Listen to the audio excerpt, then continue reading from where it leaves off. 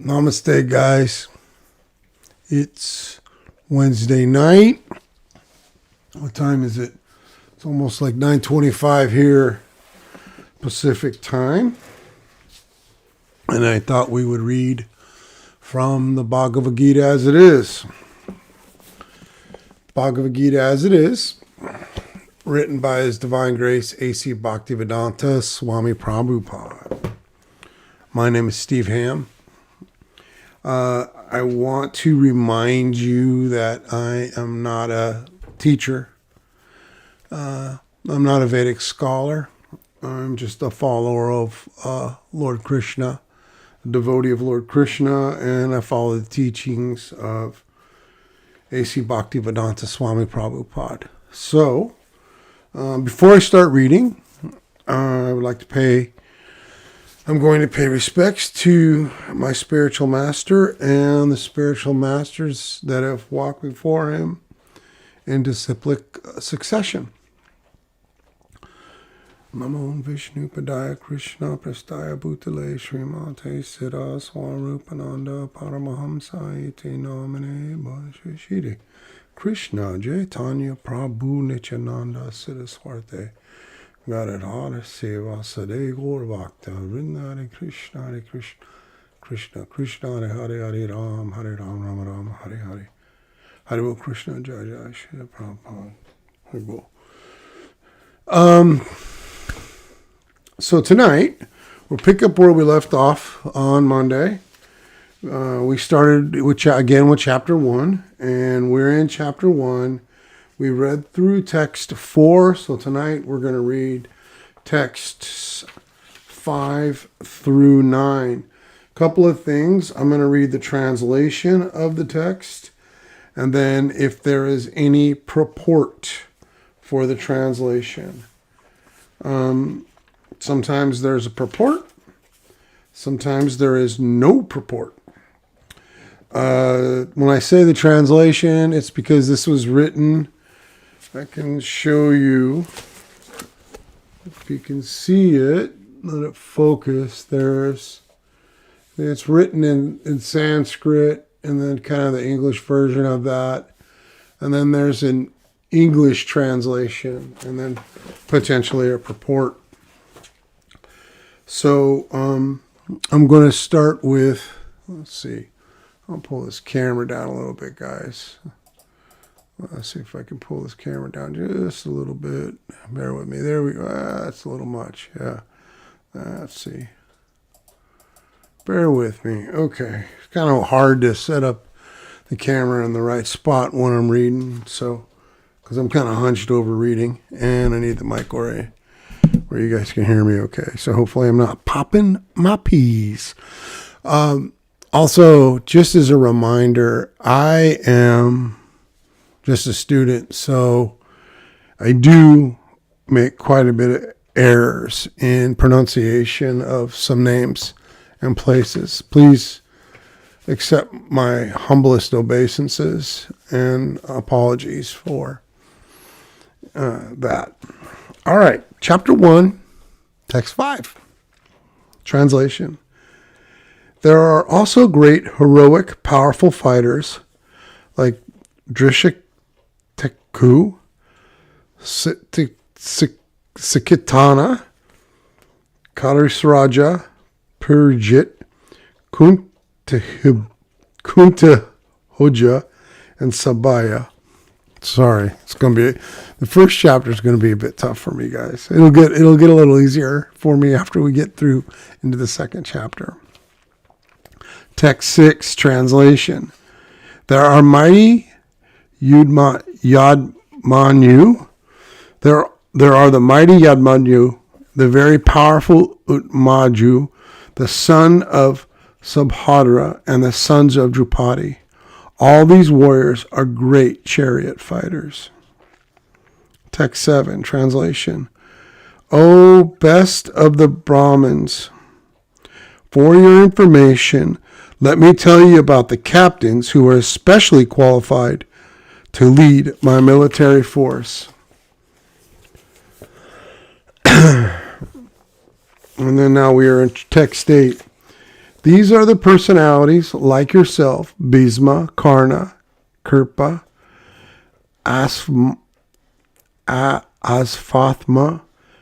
Vikarna, and the son of Samdata, called Bhurisarva, who are also victorious in battle.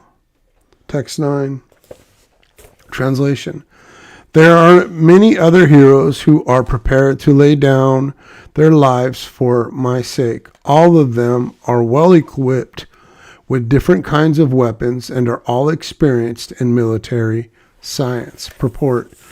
As far as the others are concerned, like Jayadratha, Kramatarsalya, etc., all are determined to lay down their lives for Duryodhana's sake. In other words, it is already concluded that all of them would die in the battle of Kurukshetra for joining the party of the sinful Duryodhana. Duryodhana was, of course, confident of his victory on account of the above-mentioned combined strength of his friends. We're going to go a little bit further. That went a little too fast. Text 10. Translation. Our strength is immeasurable, and we are perfectly protected by Grandfather Bhishma, whereas the strength of the Pandavas, carefully protected by Bhima, is limited. Purport. Herein, an estimation of comparative strength is made by Duryodhana. He thinks that the strength of his armed forces is immeasurable, being specifically protected by the most experienced general, Grandfather Bhishma. On the other hand, the forces of the Pandavas are limited, being protected by the less experienced general, Bhima, who is like a fig in the presence of Bhishma. Duryodhana was always envious of Bhima because he knew perfectly well that if he should die at all, he would only be killed by Bhima. For at the same time, he was confident of his victory on account of the presence of Bhishma, who was a far superior general. His conclusion that he would come out of the battle victorious was well ascertained. Text 11. Translation. Now all of you must give full support to Grandfather Bhishma, standing at your respective strategic points in the phalanx of the army. Purport. Duryodhana, after praising the prowess of Bhishma, further considered that others might think that they had been considered less important. So, in his usual diplomatic way, he tried to adjust the situation in the above words. He emphasized that Bhismadeva was undoubtedly the greatest hero, but he was an old man, so everyone must especially think of his protection from all sides. He might become engaged in the fight, and the enemy might take advantage of his full engagement on one side. Therefore, it was important that other heroes would not leave their strategic positions and allow the enemy to break the phalanx. Duryodhana clearly felt that the victory of the Kauravas depended on the presence of the Bhismadeva. He was confident of the full support of Bhismadeva and Dronacharya in the battle because he well knew that they did not even speak a word when Arjuna's wife Draupadi, in her helpless condition, had appealed to them for justice, while she was being forced to strip naked in the presence of all the great generals in the assembly. Although he knew that the two generals had some sort of affection for Pandavas, he hoped that all such affection would now be completely given up by them, as was customary during the gambling performances.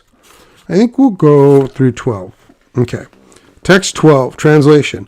When Bhishma, the great valiant grandsire of the Kuru dynasty, the grandfather of fighters, blew his conch shell very loudly like the sound of a lion giving Duryodhana's joy.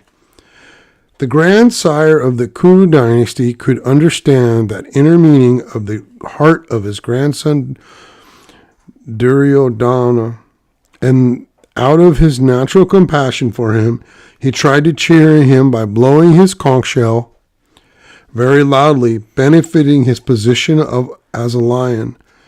Indirectly, by the symbolism of the conch shell, he informed his depressed grandson Duryodhana that he had no chance of victory in the battle, because the Supreme Lord, Krishna, was on the other side. But still, it was his duty to conduct the fight. No pains would be spared in the connection. I think my mic is too hot this whole time. Was it too hot this whole time? Yeah, I think if my mic was too hot, I'm sorry, guys. I'll try and pay attention to that, okay? I'll try to pay attention to that. Let's see what this does. All right, so I'm going to work on my mic technique, I promise. So, okay, tonight we read, I lost my thing. Chapter 1, text 5 through 12, okay? I'm going to come back tomorrow night. Probably not tomorrow night. I got a thing tomorrow night. It's really important. But I'll come back Friday, and we'll keep reading. Like I've mentioned before, I'm not, especially in chapter 1, I'm not going to comment that much. I'm just going to read. Honestly, my commentary is unneeded and probably unwarranted, but at some point we're going to get to the part that we really talk about the yoga system.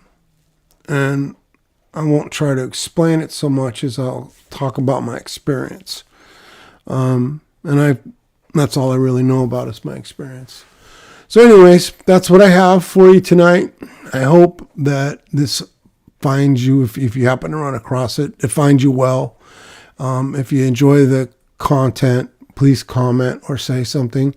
If you'd like to acquire a copy of the Bhagavad-Gita As It Is, reach out to me directly, and I'll make sure I point you in the direction to get the appropriate copy and pressing that I'm reading from.